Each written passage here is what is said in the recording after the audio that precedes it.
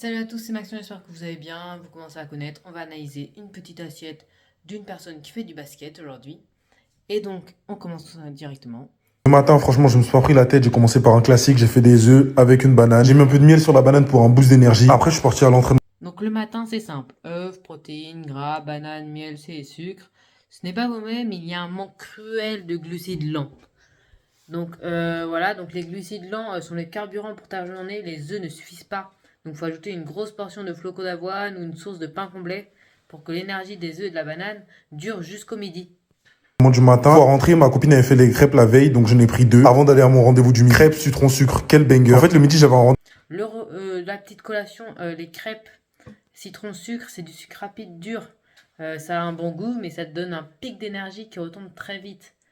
Donc le but d'une collation, c'est de stabiliser ton énergie jusqu'au repas de midi, pas de créer un coup de mou.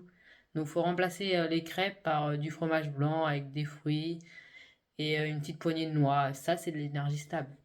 Le temps de faire la sieste. J'étais dehors, donc j'ai voulu opter pour un truc qui était pas forcément gras, pas de malbouffe, et un truc qui allait me donner de l'énergie quand même. J'ai hésité entre un burrito et un Subway, mais au final, bah, vous avez vu quel choix j'ai fait. Une fois terminé, je suis parti récupérer mon. Le repas du midi, catastrophe. Quand tu ne peux pas rentrer, il faut trouver l'option la plus saine. Il faut choisir une salade composée avec du poulet, du thon ou des sandwichs simples. Pain complet, viande maigre, beaucoup de légumes, sans sauce crémeuse. Le Subway, c'est de la fatigue garantie.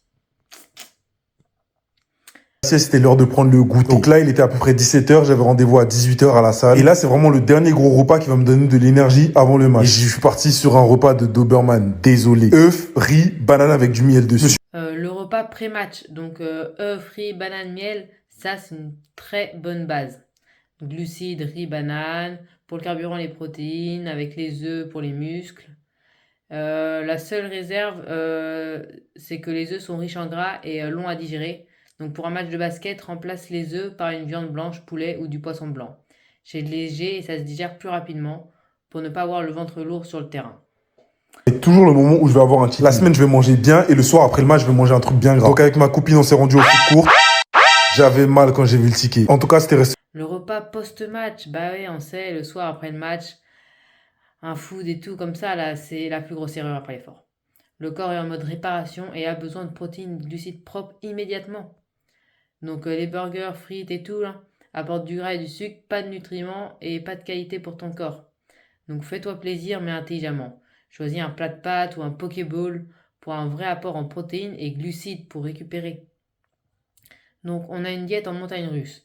De bonnes idées pré-match, mais beaucoup de sucre rapide, crêpes, miel et de mauvais gras, Subway et de la food le soir.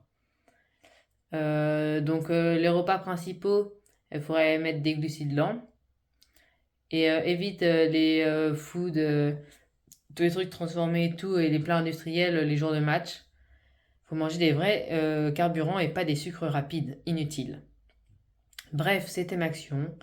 N'hésitez pas à vous abonner. Ciao ciao!